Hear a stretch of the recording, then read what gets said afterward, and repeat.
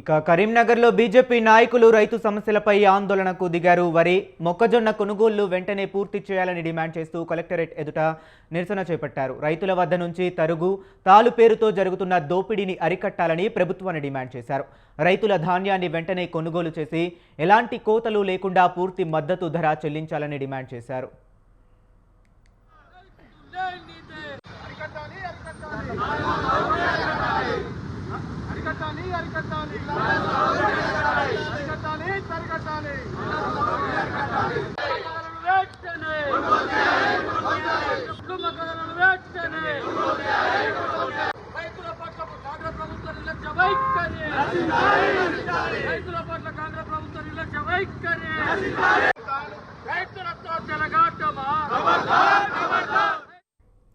ఇక కరీంనగర్లో బీజేపీ నాయకులు రైతు సమస్యలపై ఆందోళనకు దిగారు. వరి, మొక్కజొన్న కొనుగోలు వెంటనే పూర్తి చేయాలని డిమాండ్ చేస్తూ కలెక్టరేట్ ఎదుట నిరసన చేపట్టారు. రైతుల వద్ద నుంచి తరుగు, తాలు పేరుతో జరుగుతున్న దోపిడీని అరికట్టాలని ప్రభుత్వాన్ని డిమాండ్ చేశారు. రైతుల ధాన్యాన్ని వెంటనే కొనుగోలు చేసి ఎలాంటి కోతలు లేకుండా పూర్తి మద్దతు ధర చెల్లించాలని డిమాండ్ చేశారు. ఇక ఇదే అంశం గురించి మరింత సమాచారాన్ని మా కరెస్పాండెంట్ సంతోష్ కరీంనగర్ నుంచి ఫోన్ లైన్లో అందిస్తారు. సంతోష్, చెప్పండి.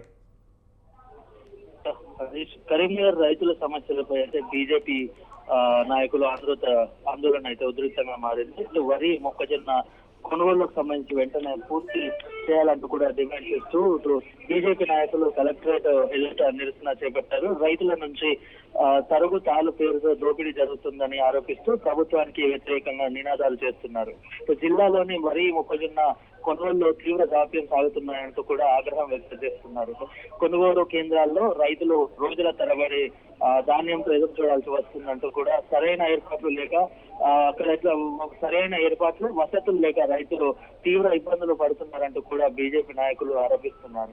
మరోవైపు మిల్లర్లు, మధ్యవర్తుల తాలు పేరుతో అయితే రైతుల నుంచి అదనపు కోతలు చేస్తున్నారంటూ కూడా మండిపడుతున్న పరిస్థితి అయితే ఉంది. వెంటనే ధాన్యం కొనుగోలుకు సంబంధించి కొనుగోళ్లను పూర్తి చేయాలని, రైతులకు ఎలాంటి కోతలకు లేకుండా పూర్తి మద్దతు ధర చెల్లించాలంటూ డిమాండ్ చేస్తున్నారు. ప్రభుత్వం రైతుల సమస్యలను పట్టించుకోవడం లేదని బీజేపీ నేతలు విమర్శిస్తున్నారు. అయితే ఈ నిరసన కార్యక్రమంలో పలువురు బీజేపీ ముఖ్య నాయకులు, రైతులు పాల్గొన్నారు.